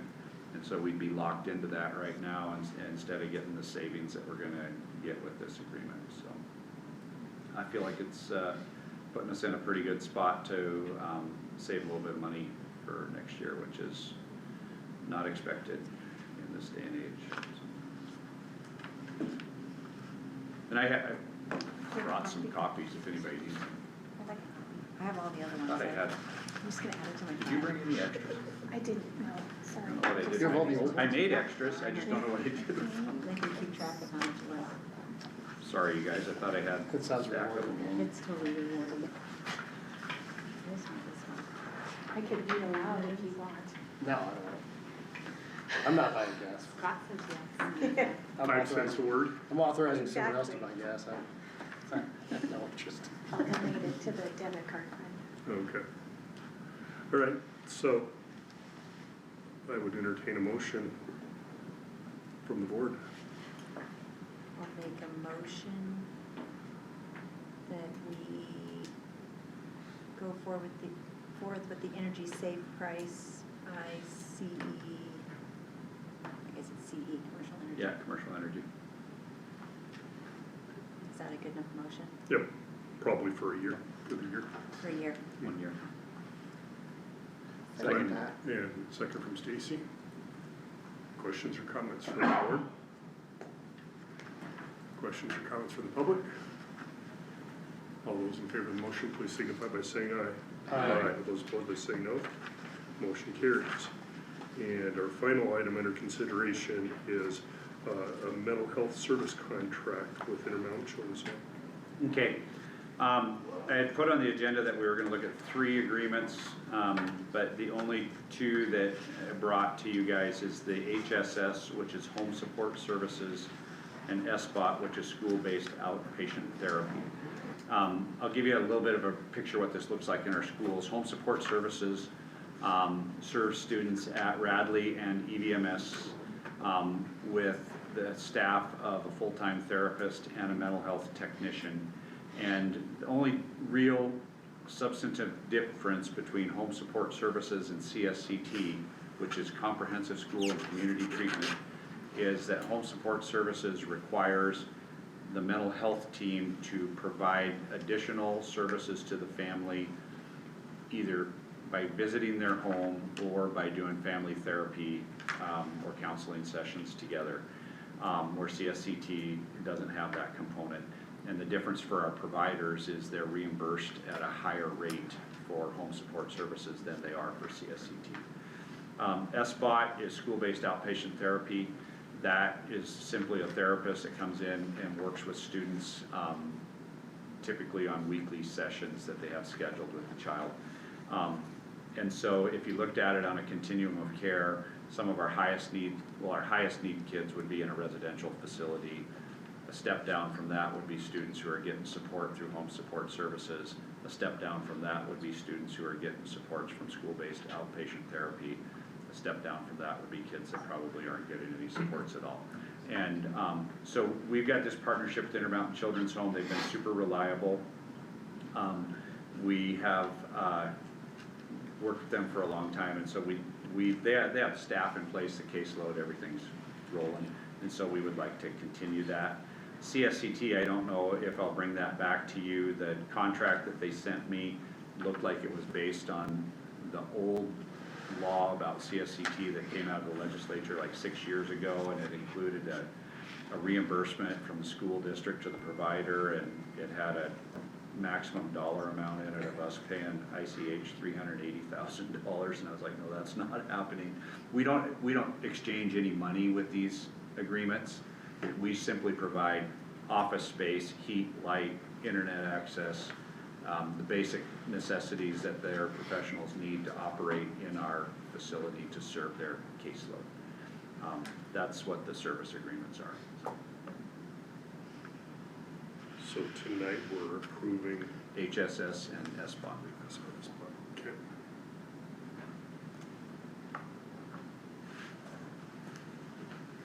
So based on that, I would entertain a motion to approve the service agreements with Intermountain Children's Home for the home support services and the school-based outpatient therapist programs. So moved. Motion from Brandon, do we have a second? Second. Second from Martin. Questions or comments from the board? Questions or comments from the public? Seeing none, all those in favor of the motion, please signify by saying aye. Aye. All those opposed by saying no. Motion carries. And that will conclude this evening's meeting of the East Helena School Board of Trustees. We do have a special meeting scheduled for June 29th at 7:30 a.m. at the central office. That'll just be a fiscal year closeout for us, so we just have some last minute warrants that'll need to be approved. And then our regularly scheduled meeting is scheduled for July 13th, 5:30, right here at the East Helena High School Library. And I will now call this meeting adjourned.